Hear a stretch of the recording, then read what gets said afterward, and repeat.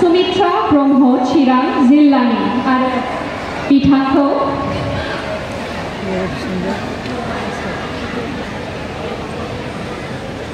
बिथांखौ आङो जोंनि मानगोनां गाहाय आलासि बिथां दावबायसा बर' सारखौ बान्थाखौ रानना होनो थाखाय गुरै खावलायबाय। बान्था महरै जोंहा दङ नगद 5,000 रां लोगोसे गांसे आर'नाइ आरो मान बिलाइ आरो गंसे मेडेल। बयबो आखाइ खबनानै होनांगौ। बिथाङा खमलायनाय बादायलायनायाव 3थि बान्थाखौ आवग्रिनो हादों। 3थि बान्थाखौ आरोबाव सासे गाहाय आलासि बिथां रेवा नार्जारी सारखौ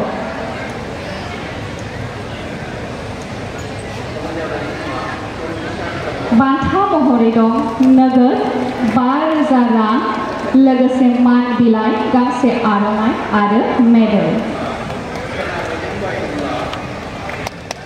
नैथि बान्थाखौ आवग्रिनो हादों उदालगुरि जिल्लानि समरिया बसुमतारी। रानना होनो थाखाय गुरै खावलायबाय।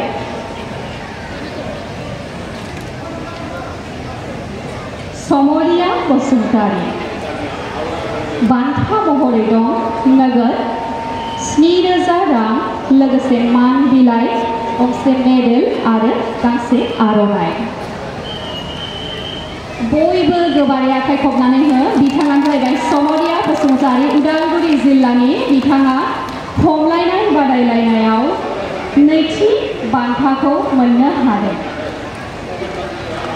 आरो खमलायनाय बादायलायनाय हिन्जावफोरनि 3थि बान्थाखौ मोननो हादों बाक्सा जिल्लानि प्रमिला रानी बसुमतारी।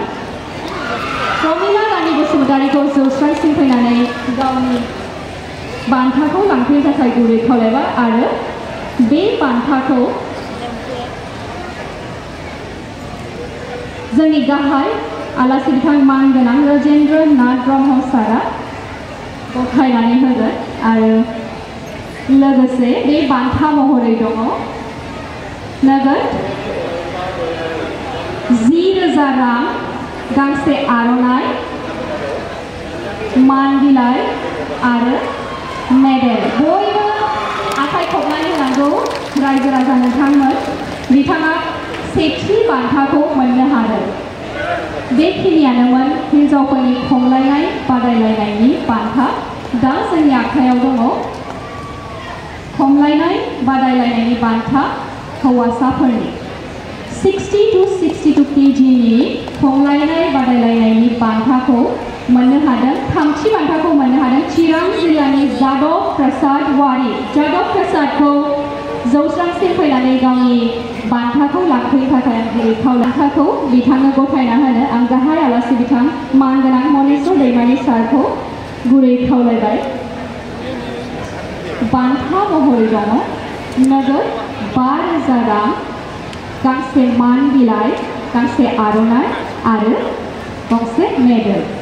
बयबो आखाइ खबनायखौ बावनाङा रायजोफोर। बिथांमोना आरोबाव थुलुंगा मोननायनि बयबो आखाइ खबनानै होनांगौ।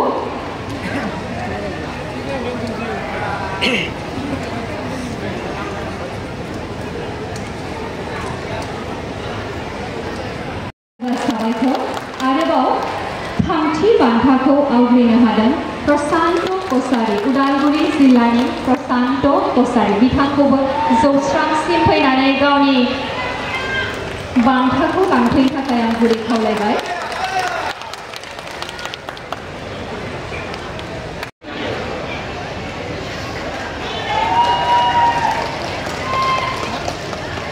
नैथि बान्थाखौ मोननो हादों क'क्राझार जिल्लानि जनातन बसुमतारी।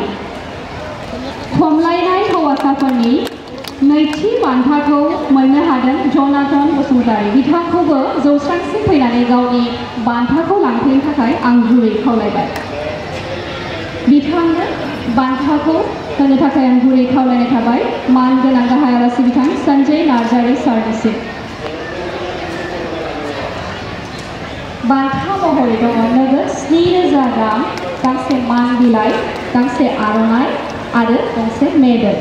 बयबो आखाइ खबनानै होनांगौ रायजोफोर। साबायखर।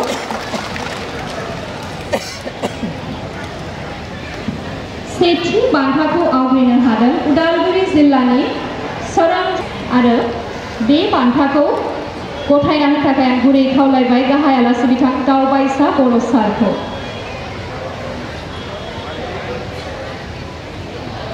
बान्था महरै दङ नोगोद 10,000 रां, गांसे मान बिलाइ, गांसे आर'नाइ आरो गंसे मेडेल। बयबो गोबारै आखाइ खबनानै होनांगौ रायजोफोर, बिथाङा आरोबाव थुलुंगा मोननायनि।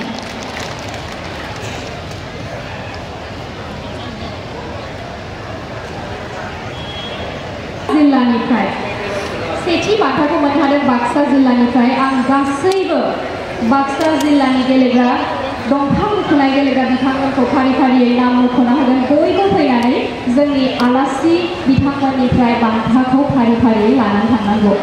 सोमखोर रामसियारि, दैमालु बर', नबजित रामसियारि, सुनील रामसियारि, संजय बसुमतारी, गलबर्ट दैमारि, वीरपान बसुमतारी,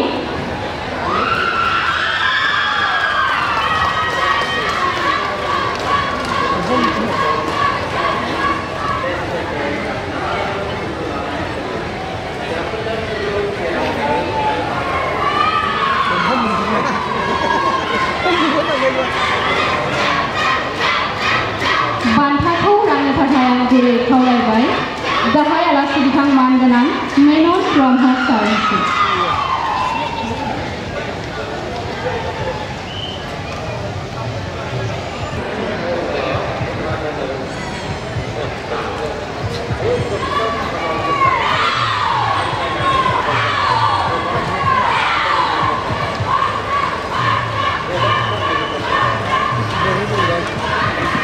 आरोबाव आखाइ खबनानै होनांगौ बाक्सा जिल्लाया सेथि बान्थाखौ आवग्रिनो हानायनि थाखाय।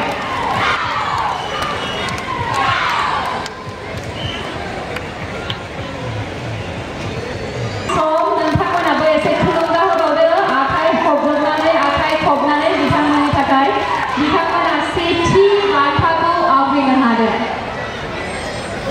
दा दङ गाहाय आलासि बिथां मानगोनां बिजिरगिरि बसुमतारी सारखौ।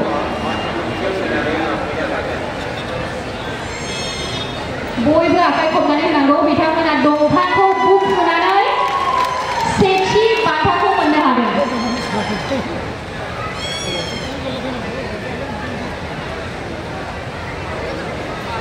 आरो बान्था महरै दङ नोगोद 15,000 रां, गांसे आर'नाइ, गंसे मेडेल आरो मान बिलाइ। अन्नानै बयबो रायजो राजा नोंथांमोना गोबारै आखाइ खबनानै होनांगौ। बिथांमोना आरोबाव थुलुंगा मोननायनि, आरोबाव बेबायदिनो देरहासार जानो हाबाय थानायनि।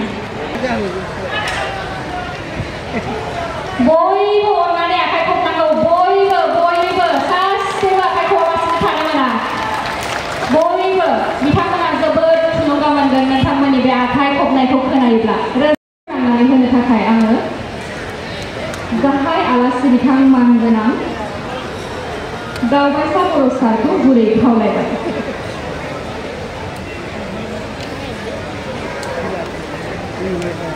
बेनो जोबथा बान्था राननाय हाबाफारि, बेनिखायनो खेबसे गोबारै आखाइ खबनानै फोजोबस्रांनोसै रायजोफोर।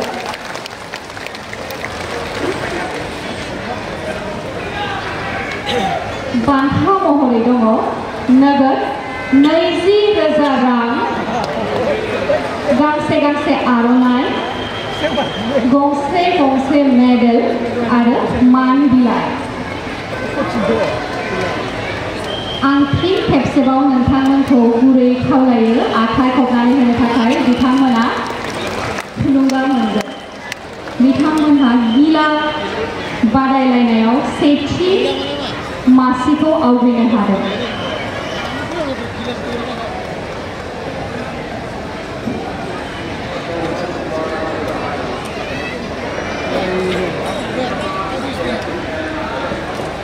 गासैबो देरहासार जानाय गेलेग्रा बिथांमोनखौ जौस्रांसिम फैनो थाखाय आं गुरै खावलायो जोंनि गाहाय आलासि बिथांमोनजों ज'यै फट' सेशन आं गासैबो देरहासार जानो हानाय गेलेग्रा बिथांमोनखौ जौस्रांसिम फैनो थाखाय गुरै खावलायबाय जाहाथे नैबे सेबखांनायखौ जोङो एज ए मेम'रि दोननो हायो।